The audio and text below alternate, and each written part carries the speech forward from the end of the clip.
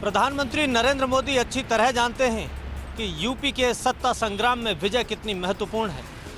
वे बहुत अच्छी तरह से जानते हैं कि 2024 का चुनाव इस चुनाव पर काफ़ी हद तक निर्भर करेगा। इसीलिए प्रधानमंत्री नरेंद्र मोदी जब यूपी के सत्ता संग्राम में उतरे तो उन्होंने समाजवादी पार्टी पर सीधे हमले किए। उन्होंने डबल इंजन की सरकार के फायदे गिनाए, साथ ही योगी आदित्यनाथ की काबिलियत का खूब बखान किया। भगवा खेमे के स्टार प्रचारक पीएम मोदी मैदान में उतरे तो उन्होंने योगी सरकार की जमकर तारीफ की। उन्होंने समाजवादी पार्टी पर सीधे हमले किए। 1857 की क्रांति से शुरुआत करके कमल क्रांति तक लोगों को जोड़ा। पीएम मोदी ने अखिलेश यादव के कार्यकाल की कानून व्यवस्था की याद दिलाई।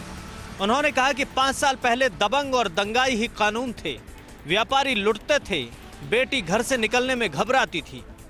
प्रधानमंत्री मोदी ने माफिया राज और क्राइम के मुद्दे पर समाजवादी पार्टी के कार्यकाल पर सवाल उठाए।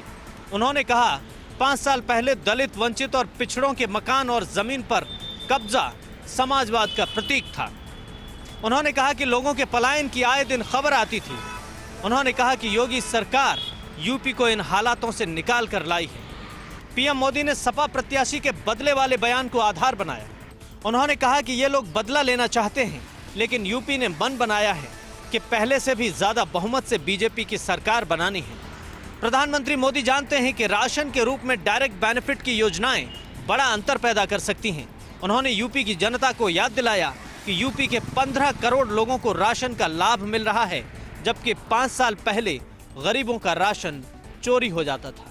नरेंद्र मोदी को एक ऐसे प्रचारक के तौर पर जाना जाता है कि वे चुनावों में बड़ा अंतर पैदा कर देते हैं। असल में लोग उनकी बातों पर यकीन करते हैं। यूपी चुनाव में जब उनकी एंट्री हो गई है तो अखिलेश यादव जरूर चिंता में होंगे। उत्तर प्रदेश विधानसभा चुनाव में सपा प्रमुख अखिलेश यादव को करल सीट पर वॉक ओवर देने के मूड में नहीं है। इसलिए बीजेपी ने कद्दावर नेता और मोदी सरकार में मंत्री एसपी बघेल को अखिलेश यादव के खिलाफ मैदान में उतारा है। आगरा से बीजेपी सांसद और मोदी सरकार में राज्य मंत्री एसपी बघेल पिछड़ा वर्ग क्षेत्र से आते हैं, पर वो सुरक्षित सीट से सांसद है। सत्यपाल सिंह बघेल यानी एसपी सिंह बघेल उत्तर प्रदेश के औरिया जिले के बटपुरा के मूल निवासी है। नामांकन के बाद अखिलेश यादव ने कहा कि करल से बीजेपी किसी को भी उतारे उसकी हार तय है। तो वहीं यूपी के डिप्टी सीएम केशव प्रसाद मौर्य ने अखिलेश पर पलटवार किया और कहा कि अखिलेश यादव को एसपी सिंह बघेल उनके घर में ही हराएंगे। एसपी बघेल के सियासी जनाधार को देखते हुए बीजेपी ने अखिलेश यादव के खिलाफ मैदान में उतारा है, ताकि सपा को इस सीट पर कड़ी चुनौती दी जा सके। अब ऐसे में देखना यह होगा कि मुलायम सिंह की सुरक्षा करते करते सियासत में आए और उन्हीं के बेटे को सियासी मैदान में कितनी मात देते हैं। आम बजट पेश होने से पहले मोदी सरकार के लिए एक राहत भरी खबर सामने आई है। आज संसद में पेश हुए आर्थिक सर्वेक्षण में इस साल जीडीपी दर 9.2% रहने की संभावना जताई गई है। सबसे बड़ी राहत की खबर ये है कि सर्वेक्षण के मुताबिक अर्थव्यवस्था अब धीरे धीरे कोरोना काल से पहले वाली स्थिति में पहुंचने लगी है। वित्त मंत्री निर्मला सीतारमण ने संसद में दोनों सदनों में 2021-22 का आर्थिक सर्वेक्षण सोमवार को पेश किया। सर्वेक्षण में सामने आए आंकड़े मोदी सरकार को सुकून देने वाले हैं। सर्वेक्षण के मुताबिक इस साल देश की आर्थिक विकास दर 9.2% रहने की संभावना है, जबकि अगले साल आर्थिक विकास दर 8 से 8.5% रहने का अनुमान लगाया गया है। इस ऊंचे विकास का दर का कारण व्यापक टीकाकरण अभियान, सप्लाई में सुधार, नियमों में ढील, निर्यात में जबरदस्त उछाल और राजस्व के मामले में बेहतर स्थिति को बताया गया है। आज से संसद के बजट सत्र की शुरुआत हो गई है। ये साल का पहला सत्र है, इसलिए परंपरा के मुताबिक इसकी शुरुआत राष्ट्रपति के अभिभाषण से हुई। राष्ट्रपति रामनाथ कोविंद ने अपने अभिभाषण में देश से जुड़ी कई अहम जानकारियां पेश की, साथ ही सरकार की उपलब्धियां भी सबके सामने रखी। पीएम नरेंद्र मोदी ने भी बजट सत्र से पहले पत्रकारों के साथ बातचीत की। मोदी ने कहा कि मैं इस सत्र में आपका और सभी सांसदों का स्वागत करता हूं। आज की वैश्विक स्थिति में भारत के लिए बहुत सारे अवसर हैं। ये सत्र देश की आर्थिक प्रगति, टीकाकरण कार्यक्रम, मेड इन इंडिया वैक्सीन के बारे में दुनिया में एक विश्वास पैदा करता है। भारत के वित्त मंत्री निर्मला सीतारमण 1 फरवरी 2022 यानी कि कल आम बजट पेश करेगी। आम बजट सुबह 11 बजे पेश होगा, जो निर्मला सीतारमण चौथी बार बजट पेश करेंगी। कोरोना कहर से चरमाई अर्थव्यवस्था के बीच आम बजट बहुत महत्वपूर्ण होगा। सभी सेक्टर के लोग इस बजट से उम्मीदें लगाए बैठे हैं।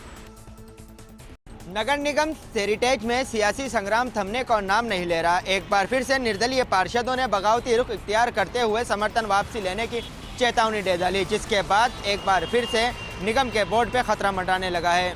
नगर निगम हेरिटेज में मेयर के लिए लगातार परेशानी खड़ी होती जा रही है। एक बार फिर से निगम के निर्दलीय पार्षदों ने मेयर के खिलाफ बगावती रुख इख्तियार करते हुए कल से समर्थन वापस लेने की चेतावनी दे डाली। हम आपको बता दें कि नगर निगम हेरिटेज के अंदर कांग्रेस के 47 पार्षद जीते थे। ऐसे के अंदर जिस वक्त कांग्रेस को बोर्ड बनाना था तब 9 निर्दलीय पार्षदों का समर्थन लेने की बात की गई थी और निर्दलीय पार्षदों को आश्वासन दिया गया था जब समितियों का गठन किया जाएगा तब उनको अहम जिम्मेदारी सौंपी जाएगी। लेकिन 1 साल से ज़्यादा का समय बीतने के बावजूद भी अब तक कोई जिम्मेदारी नहीं मिली, जिसके चलते निर्दलीय पार्षद बगावती हो गए और समर्थन वापस लेने की चेतावनी देने लगे।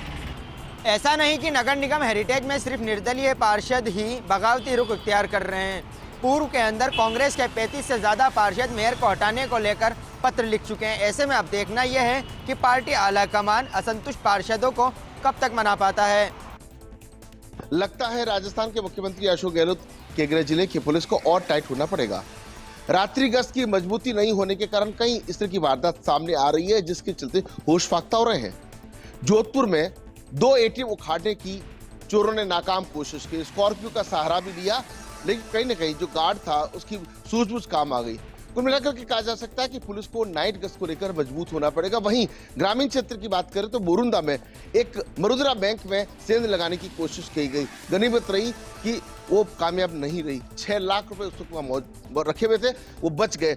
और यहाँ भी अगर बात करें तो रात्रि गश्त की कमी की जो बात है वो सामने है। अगर पुलिस जाग रही होती, पुलिस गश्त कर रही होती तो शायद आरोपी गिरफ्त में आ जाते। हालांकि अब सीसीटीवी खंगाले जा रहे हैं, उनके माध्यम से उन आरोपियों तक पहुंचा जाएगा। लेकिन फिर भी सवाल ये उठता है कि आखिर पहले जैसी पुलिस क्यों नहीं रही।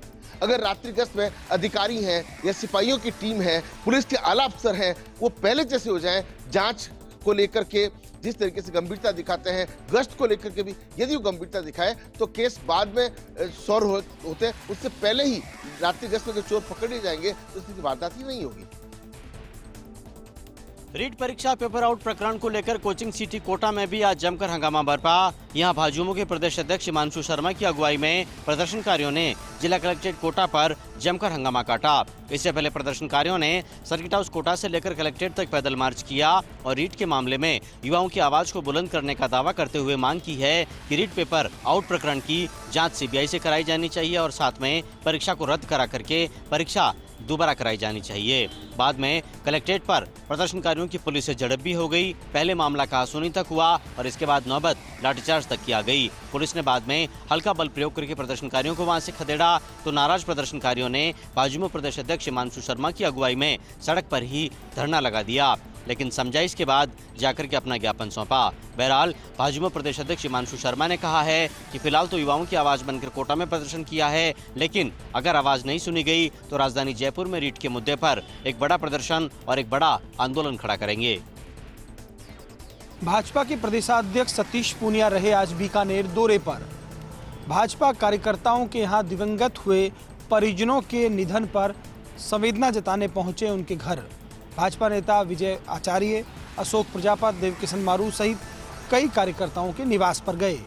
बाद में फर्स्ट इंडिया न्यूज से खास बातचीत में सतीश पूनिया ने कहा कि कांग्रेस सरकार फेलियर रही है, किसान परेशान है, मुख्यमंत्री जी चिट्ठी खेल रहे हैं, उनके कर्ज माफी को लेकर सही तरह का कोई रोड मैप सामने नहीं आया है।